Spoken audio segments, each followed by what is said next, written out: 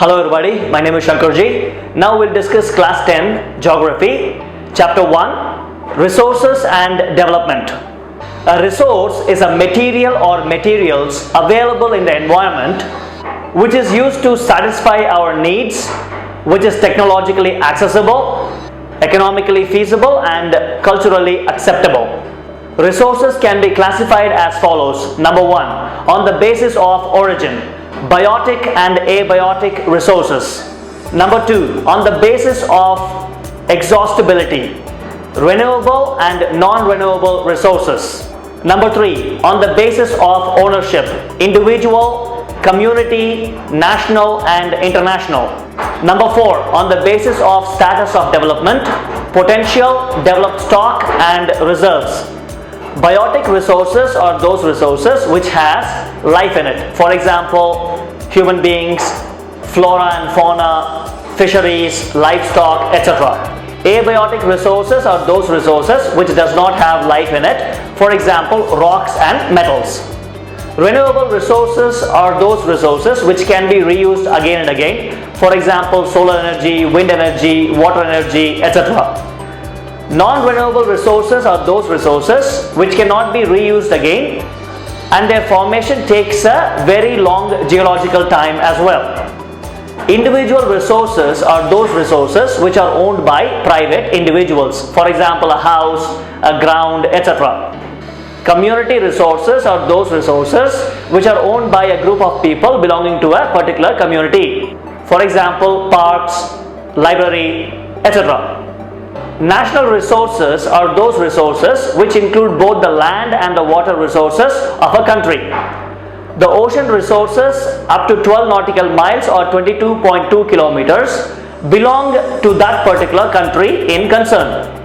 The international resources belong to the open ocean, which comes under the exclusive economic zone, which is greater than 200 nautical miles in the oceans.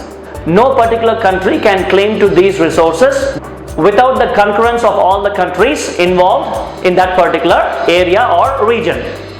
Potential resources are those resources which are found in nature but are not yet utilized.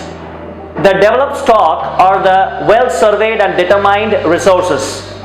Reserves are those resources which can be utilized properly, but due to the lack of the appropriate technology, their proper utilization has not yet been done.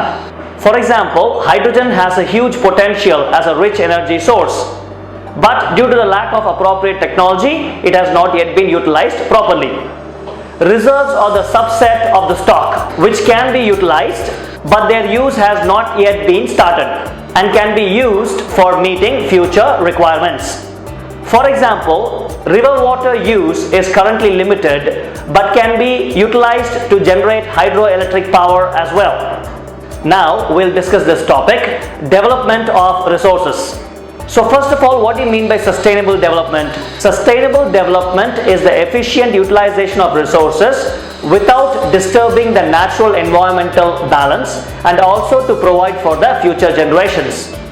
In June 1992, the Rio de Janeiro Earth Summit, which was the first international Earth Summit, took place in Rio de Janeiro, Brazil, and it endorsed the Global Forest Principles and adopted Agenda 21 for achieving sustainable development in the 21st century. Now we'll discuss these topics, resource planning and resource planning in India.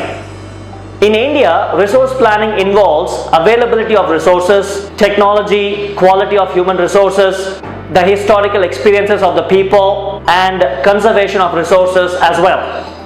Next topic, land resources. 43% of the land area in India are plains which are used for agriculture and industry. 30% are mountains which ensure perennial flow of some rivers, promotes tourism and also provides ecological aspects as well. 27% is the plateau region which contains rich deposits of minerals and fossil fuels as well as forests. Now we'll discuss this topic, land utilization. Number 1, forests. Number 2, land not available for cultivation. Number 3, other uncultivated land. Number 4, fallow lands. Number 5, net sown area and gross cropped area.